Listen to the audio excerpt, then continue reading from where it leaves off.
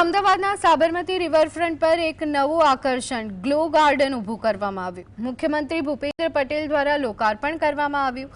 Glow garden વિદેશના garden જેવી અનુભૂતિ કરાવશે। આશરે 4500 ચોરસ મીટરના વિસ્તારમાં ફેલાયેલું ગાર્ડન રાત્રે રંગબેરંગી લાઇટથી ઝળહળી ઉઠશે। આકર્ષક લાઇટિંગ ગાર્ડનની મુખ્ય વિશેષતા છે। વાઘ, સિંહ, જીરાફ, ઘોડો, હાથી, સસલા, ફ્લેમિંગો, ગુલાબ, કમળ, sunflower, 2 layer fountain, lighting tunnel, lighting swing, selfie points, dance floor जेवा विविध प्रकारना स्ट्रक्चर जोवा मळशे। नवेम्बरथी फेब्रुआरी सुधी गार्डननो समय सांजे 6 થી 11 રહેશે। मार्चथी ऑक्टोबर सुधी 7 થી 11 રહેશે। ગ્લો ગાર્ડનની ટિકિટની વાત કરવામાં આવે તો બાળકો માટે 20 જ્યારે 13 વર્ષથી ઉપરની વ્યક્તિઓ માટે આ ટિકિટનો ભાવ 80 રૂપિયા રાખવામાં આવ્યો છે।